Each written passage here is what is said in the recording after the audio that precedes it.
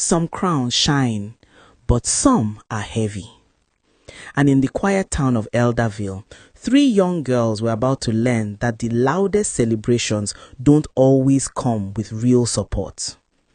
In the small, sun-warmed town of Elderville stood the Adisa family, known for their bright smiles, colorful parties, and a pride so loud it echoed through every street. They had 3 daughters: Ada, the responsible one; Tenmi, the gentle fighter; and Zuri, the dreamer. Everyone in town believed these girls will rise higher than the world expected. Their parents believed it too, at least when the world was watching. So when Ada, the eldest, gained admission into the university, the entire town felt it. Music filled the air, lace gowns glittered in the sun. Photographers shouted for poses, and drums beat so loudly even the birds flew away. It was a celebration to remember. But celebrations end, and reality always stays. When the last guest left and the music died, Ada's real journey began. She got to school with dreams bigger than anything she'd ever held, yet with almost no money to make them happen. Her room barely paid for, her food uncertain, her upkeep forgotten. So she worked. She cooked for classmates. She cleaned lecture halls. She washed clothes. She typed assignments. And every night, exhaustion pulled her down, but determination pulled her back up. Still, she survived. More than that, she made it.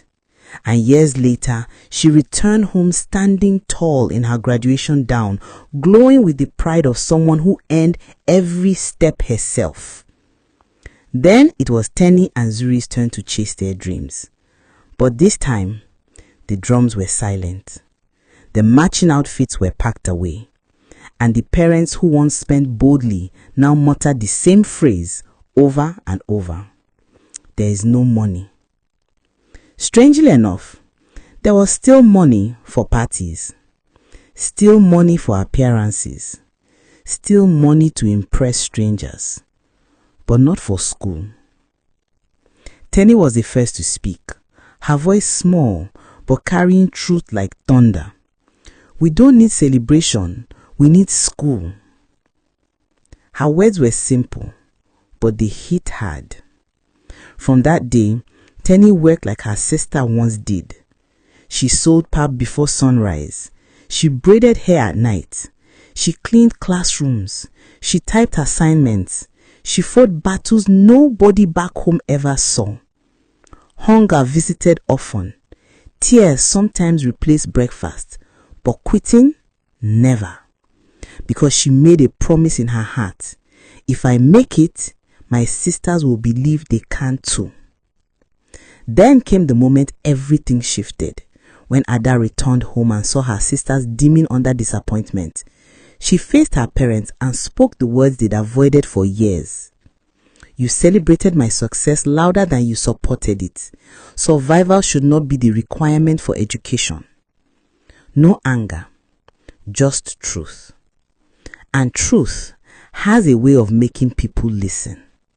From then on, Ada helped her sisters with everything she had: money, guidance, applications, encouragement. Tenny found passion tutoring children. Zuri made beautiful accessories that sold in the market. Slowly, they built their own path, piece by piece, day by day.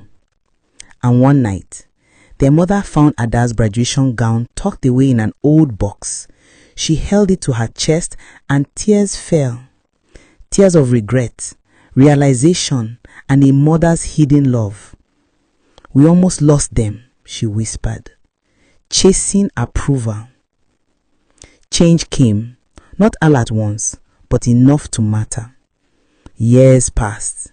Tenny became a teacher, molding young minds. Zuri became an engineer, building solutions for her community. And Ada?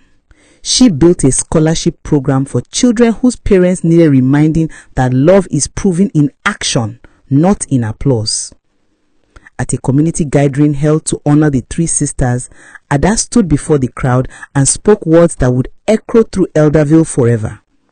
Flowers are beautiful, but gardens feed generations. Raise gardens, not decorations. And in the front row, their parents cried, not from pride alone, but from growth, from gratitude, and from redemption.